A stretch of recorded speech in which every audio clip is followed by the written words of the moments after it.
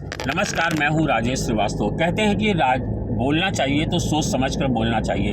ये बात हालांकि हमारे सिद्धांतों में लागू होती है, लेकिन राजनेता कहाँ इस कहावत पर अमल करते हुए दिखाई पड़ते हैं। इन दिनों दरअसल यही कहावत लागू हो रही है ओम प्रकाश राजभर पर। सुभाषपा के अध्यक्ष ओम प्रकाश राजभर ने जब घोसी के चुनाव मैदान में अपने करतब दिखाने शुरू किए तो काम से ज़्यादा उनकी जुबान बोल रही थी।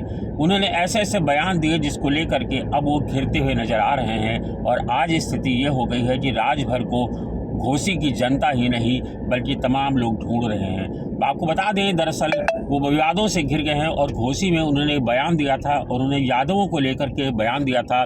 और जब उन्होंने वो बयान दिया था तो पूरे समाजवादी पार्टी ने उन पर हमला बोला था, लेकिन शिवपाल यादव उस समय खामोश थे।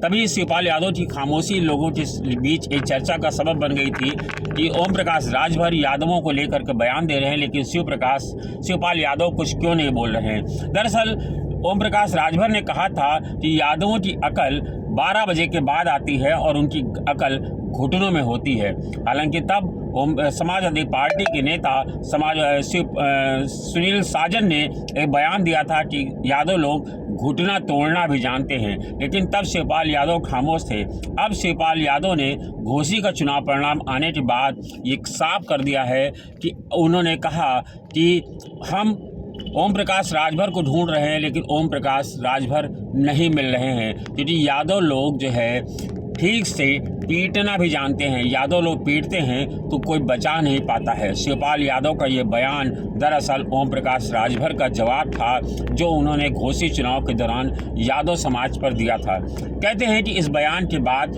ओम प्रकाश राजभर और उनके पुत्र अरुण राजभर, जो वैसे भी टीवी की डिबेटों में आते थे, लेकिन इन दिनों वो टीवी के डिबेट से भी लापता हैं और किसी भी चैनल पर नहीं दिखाई पड़ रहे हैं। चैनल पर तो छोड़िए, ओम प्रकाश राजभर अपने बेटे अरुण राजभर समेत लखनऊ से बोरिया बिस्तर बांध करके लापता हो गए हैं। उन्हें समाजवादी पार्टी के कार्यकर्ता ढूंढ रहे हैं। तो कहते हैं कि उन पर दोहरी मार पड़ी है। उनके बड़बोले बन के चलते कहा तो यह भी जा रहा है कि उनको मुख्यमंत्री योगी आदित्यनाथ भी तलाश कर रहे हैं, क्योंकि उन्होंने दरअसल घोसी की जीत को लेकर के जिस तरह दावे किए थे और कहा था कि घोसी की में तो भारतीय जनता पार्टी का प्रत्याशी ही जीतेगा, और उनके चलते ही भारतीय जनता पार्टी को वहां पर हार खानी पड़ी और उनके बयानों के चलते ही बताते हैं भाजपा को शिकस्त मिली। और जब उन्होंने घोसी की जिम्मेदारी ली तो भाजपा पीछे हो गई और भारतीय जनता पार्टी सुभाषपा के पीछे पीछे चल रही थी।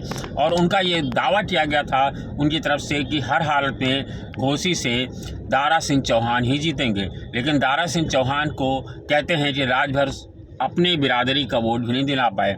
बैकवर्ड और दलित समाज का जिम्मेदारी लेने के लिए राजभर आगे आए थे, लेकिन राजभर दूसरे समाज का छोड़िए किसी भी बूथ पर कहते हैं कि राजभर समाज ने भी घोसी में दारा सिंह चौहान को वोट नहीं दिलाया, जिसके बाद वो बाबा की किरकिरी हुई और बाबा योगी आदित्यनाथ अब लगातार उनको ढूंढ रहे हैं। अब इसके चलते कहते हैं कि राजभर को ना माया मिली न राम। एक तो वो समाजवादी पार्टी के निशाने पर भी आ गए और उनका मंत्री पद भी अब फंसता हुआ नजर आ रहा है। इसीलिए कहते हैं कि राजनीति में जो भी करना चाहिए सोच समझकर करना चाहिए, लेकिन भला इन राजनेताओं को कौन समझाए।